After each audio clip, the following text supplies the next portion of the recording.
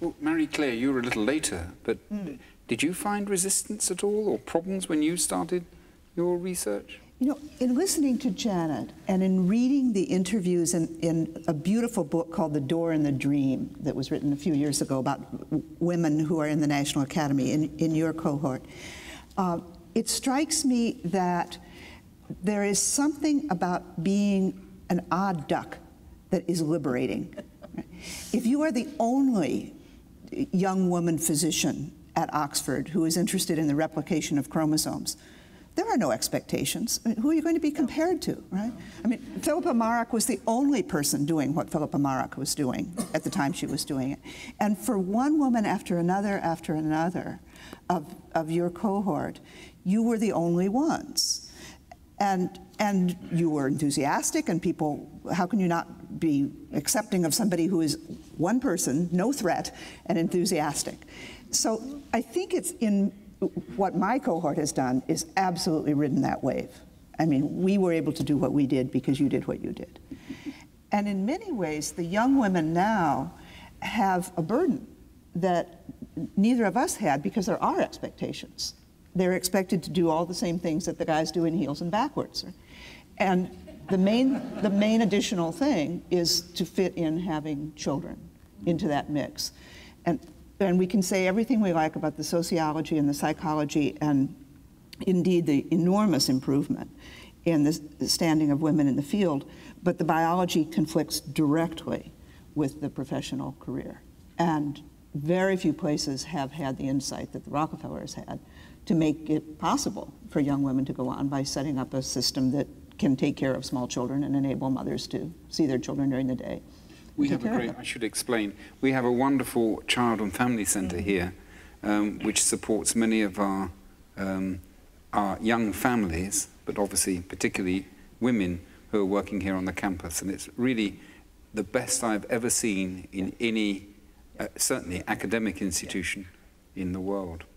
Well, and I was commenting to the young women with whom I spoke this afternoon, because I had almost an hour and a half with young women, MD, PhD students who were here, and I told them that the U of C is maybe in 2 or 3 more years going to finally get such a program after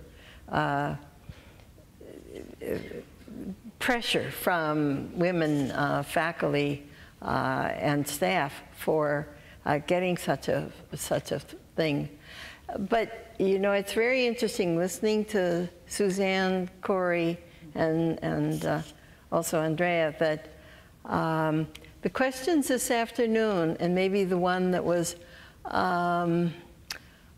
in a sense hardest for me to answer, was the young women with whom I spoke were very concerned about what they could do to further advance the cause of women, because though we have made a lot of progress, it still is a daunting challenge for them.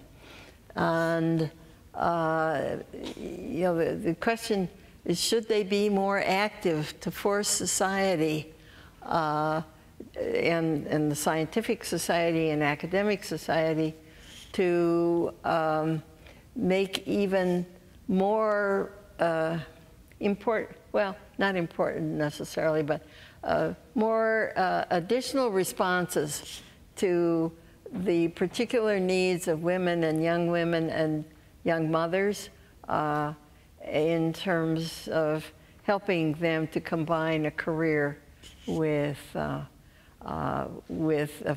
family. And I couldn't give them a very good answer.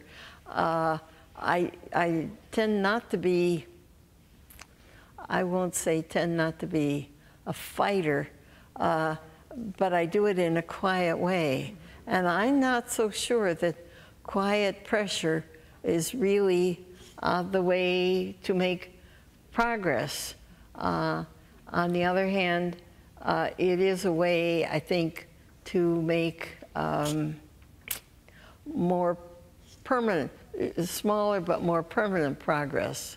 But I did feel quite inadequate in answering that question. I'd be glad to know how you would answer it. If you were a young woman, what would you do now? How would you affect society? I'd probably do just the same thing that I did. Every generation has its own way of expressing its political activism. I mean, mine was working against the war in Berkeley in the 60s and working for Ralph Nader, and then working with the abuelas and teaching in Chile during the Unidad Popular. I mean, all of those things are part of my personality, and it was all done through genetics. I mean, it's done being a teacher. But I think every generation has their own way of expressing activism, and it's the intersection of a person's own preferences for being quiet or being loud, in my case, and the situation of the country at the time. So, I mean, we're all terribly loyal to our country, and the way that we choose to express that and the degree of activism that we're called upon to manifest has an enormous amount to do with what the issues are confronting the country at any one moment. And for you, it was a very different picture of America when you were a young woman than it was for me, even though there's only 12, 15 years difference. My last question. What was, it's to both of you, what was your most exciting day in your life of science?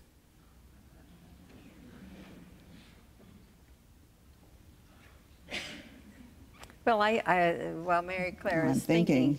I mean, she's brave. See, she's brave. You said quiet. You watched. No, but I mean, it really was the day that, and I have to preface this, I'm working part-time, so 3 days a week, and working with chromosomes, I had photographs of the images of the cells I was studying, and so I could take those home.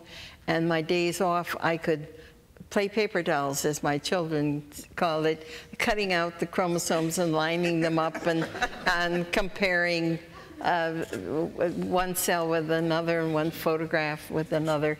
And discovering that, in fact, the Philadelphia chromosome was not a deletion, but it was a translocation. You know, at my dining room table. And I just...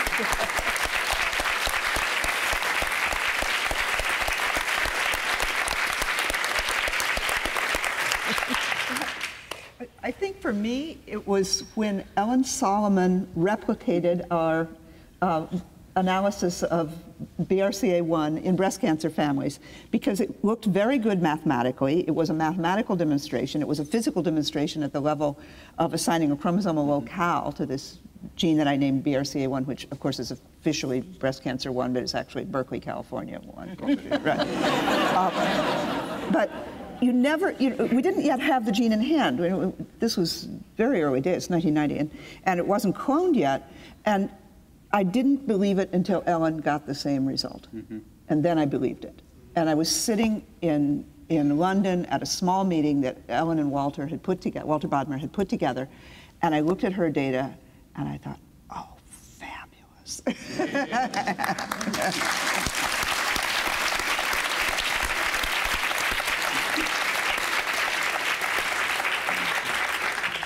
I want to thank you both.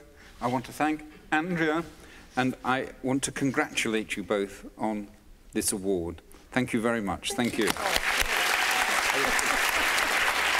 thank you.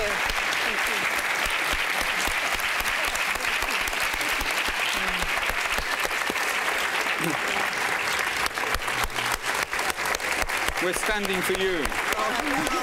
We're standing for you.